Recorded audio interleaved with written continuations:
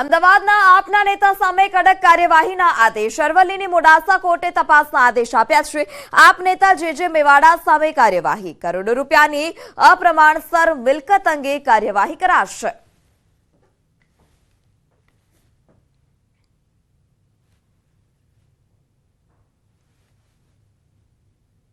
નામદાર કોર્ટ દ્વારા જે મેવાડાના પ્રકરણના અંદર જે 300 કરોડનો અપ્રમાણસર મિલકતનો કેસ હતો, જેની બજાર કિંમત 2000 કરોડ કરતાં પણ વધારે છે, એના અંદર નામદાર કોર્ટે નાયબ પોલીસ અધિક્ષક એસીબીને સ્વતંત્ર તપાસ સોંપેલ છે.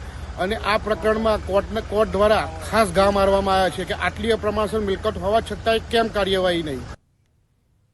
અમદાવાદની સુંદરતામાં વધુ એક મોરપીંછ ઉમેરાશે. ન્યૂઝ 18 ગુજરાતી પર એક્સક્લુઝિવ માહિતી. અમદાવાદમાં બનશે આઇકોનિક બ્રિજ. સાબરમતી નદી પર બનશે પહેલો આઇકોનિક બ્રિજ. અટલ બ્રિજ બાદ વધુ એક બ્રિજની ભેટ મળશે. 6 લેનનો બેરેજ કમ બ્રિજ બનાવવાનું આયોજન છે. 325 કરોડના રૂપિયા ખર્ચે આ આઇકોનિક બ્રિજ તૈયાર થશે.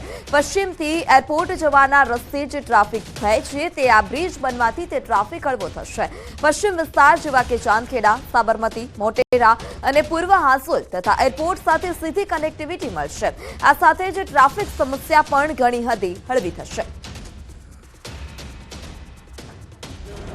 આપણે આ બાજુ પશ્ચિમમાં અચેરના છેડેથી શરૂ કરીને પૂર્વમાં કેમ્પ સદર બાજુ આપણે એક બ્રિજ કમ વિયર બનાવવા માટેનું આપણે જે આયોજન કરેલા છે, એ શહેરને એક નવી ડિઝાઇનનો બ્રિજ મળે એટલે આ બ્રિજની જે ડિઝાઇન છે એ આઇકોનિક બ્રિજ બનાવવાનું નક્કી કરવામાં આવ્યું છે. અત્યારે હાલ પશ્ચિમમાંથી પૂર્વમાં જવા માટેની જે બ્રિજની જે સુવિધા છે એ સુવિધામાં એક વધારો થશે. એક 6 લેનનો આપણને જે રોડ છે એ પશ્ચિમના છેડેથી એરપોર્ટ સીધા જવું હશે તો કેમ્પ સદર બજાર થઈને આપણે સીધા એરપોર્ટ જઈ શકશું. એટલે 6 લેનનો એ જે રોડ છે, બ્રિજ છે, એ બ્રિજ બનાવવામાં આવશે.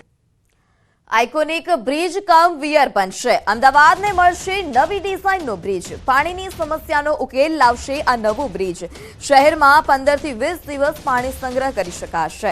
આઇકોનિક બ્રિજ નીચે રબરનો વિયર બનાવાશે. જરૂર પડે રબર વિયરમાં આ પાણી સંગ્રહ કરવામાં આવશે. ચોમાસામાં વિયરને નીચે બેસાડીને પાણી નિકાલ થઈ શકશે. બેરેજ કમ બ્રિજ બનતા સંત સરોવર સુધી સંગ્રહ થશે.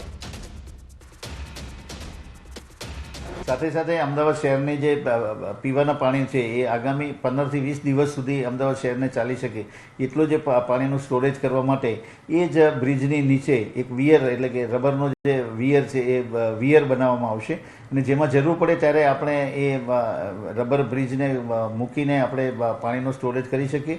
ચોમાસાની ઋતુ હોય તો એ દરમિયાન આપણે એ બ્રિજને રબરને બ્રિજને નીચે બેસાડી શકીએ કે જેથી જે પૂરનું પાણી છે અથવા તો વરસાદી પાણી છે એના નિકાલ કરવા માટે થઈને કોઈ પ્રશ્ન ઉપસ્થિત થાય નહીં. તો અરવલ્લીમાં બન્યો છે માનવતાને શર્મસાર કરતો બનાવ. દરેક માતા પિતા માટે આ ચેતવણીરૂપ કિસ્સો છે. મિત્રએ જ મિત્રની 4 વર્ષની દીકરી પર દુષ્કર્મ ગુજાર્યું અને દુષ્કર્મ ગુજાર્યા બાદ હત્યા કરી. 4 વર્ષની દીકરી પર દુષ્કર્મ અને બચકા ભરી તેની હત્યા કરી દેવામાં આવી. મિત્ર પર વિશ્વાસ રાખ્યો ત્યારે મિત્ર જ હેવાન બન્યો છે. મિત્રને દીકરીને ઘરમાં લઈ જઈ દુષ્કર્મ આચર્યું. નરાધમની હેવાનિયત સામે આવે છે.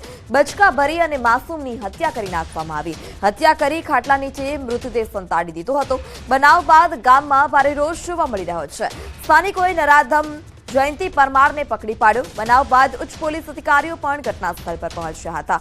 પોલીસને મળેલી હકીકત મુજબ ગઈકાલે ગામના એક પરિવારની 4 વર્ષની દીકરી ગુમ થઈ હતી અને જે બાદ પરિવારે શોધ કરી, જેમાં દીકરી ભોગ બનનાર દીકરીના પિતાના મિત્રના ઘરે રમવા ગઈ હોવાનું સામે આવ્યું હતું. પરિવારજનોએ મિત્રના ઘરે જઈ અને તપાસ કરી ત્યારે બાળકીનો મૃતદેહ મળી આવ્યો. પોલીસના મતે આરોપી જયંતિ પરમારે 4 વર્ષની માસૂમ પર બળાત્કાર કરી અને શરીરના ભાગે અલગ અલગ જગ્યા પર બચકા ભર્યા હતા, જેને કારણે બાળકીનું મોત નીપજ્યું.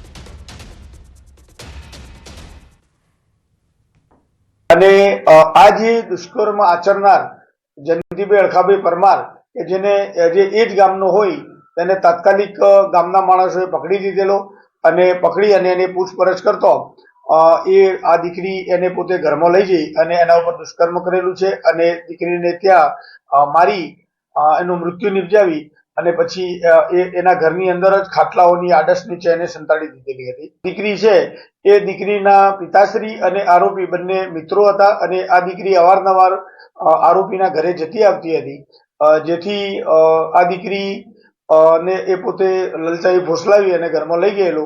અરવલ્લી જિલ્લામાં માનવતાને શર્મસાર કરતી ઘટના સામે આવી છે. ખાસ કરીને જે છેવાડાના ગામડાઓ છે, બોર્ડર વિસ્તારના રાજ્યના, ત્યાં આ પ્રકારની ઘટનાઓ મુખ્યત્વે જોવા મળતી હોય છે. ત્યારે અરવલ્લી જિલ્લામાં ધનસુરા તાલુકામાં જે પ્રકાર 4 વર્ષની બાળકી ઉપર જઘન્ય કૃત્ય આચરવામાં આવ્યું છે. આપણે જે હાજર છીએ ત્યાં બાળકીનો મૃતદેહ રાખવામાં આવ્યો છે. વિશ્વાસના સંબંધમાં, મિત્રતામાં બાળકીને આરોપી પોતાના ઘરે લઈ ગયો અને ત્યારબાદ તેના ઘરે જ બાળકીને પીખી નાખી અને તેના ઉપર બળાત્કાર ગુજારી અને તેની હત્યા કરી દેવામાં આવી. અને ત્યારબાદ કહી શકાય કે ઘટનાએ જે પ્રકારનું સ્વરૂપ ધારણ કર્યું કે જિલ્લામાં હાલ ચકચાર મચાવતી આ ઘટના, આરોપીને ઝડપી લેવામાં આવ્યો છે.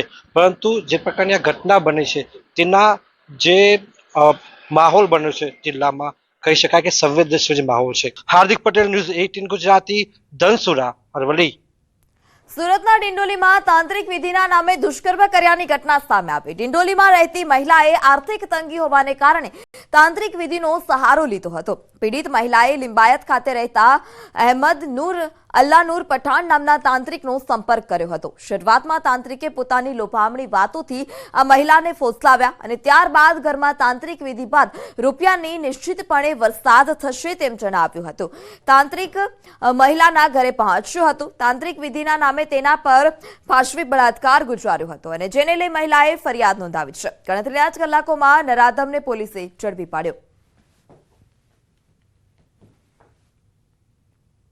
એમના હાથમાં જે લક્ષ્મી છે એ ખૂબ જ વધી જશે અને એમના ઘરે લક્ષ્મીના દ્વાર ખુલી જશે.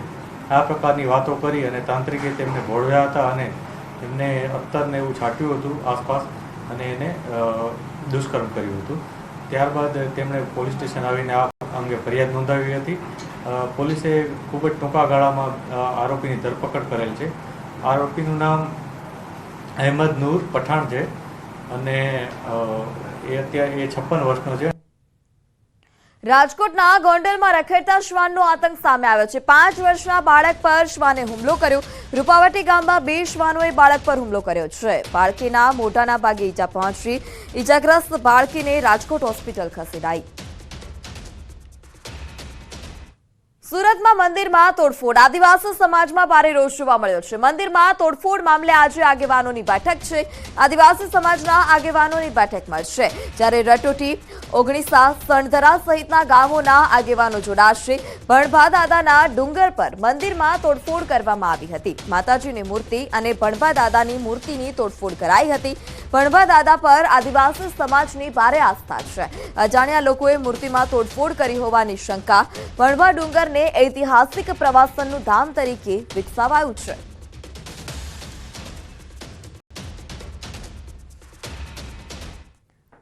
કચ્છમાં બસ પર પથ્થરમારા મામલે કાર્યવાહીનો ધમધમાટ. સામખિયાળી નજીક ચક્કાજામ અને પથ્થરમારો થયો હતો. એસટી બસ સહિત પોલીસ પર ટ્રક ચાલકોએ કર્યો હતો પથ્થરમારો.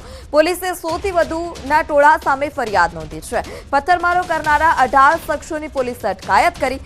સરકારી સંપત્તિને નુકસાન તથા રાયોટિંગ સહિતની કલમો હેઠળ કાર્યવાહી. તો બસ પર પથ્થરમારા મામલે કાર્યવાહીનો ધમધમાટ હાલ અત્યારે શરૂ છે. સામખિયાળી નજીક પથ્થરમારો થયો હતો. સામખિયાળી નજીક ચક્કાજામ પણ કરવામાં આવ્યો અને પથ્થરમારો થતા પોલીસે 100 થી વધુ લોકોના ટોળા સામે ફરિયાદ નોંધી છે. તો સમાચારમાં હાલ સમય થયો છે વિરામનો. આપ જોડાયેલા રહો ન્યૂઝ 18 ગુજરાતી સાથે.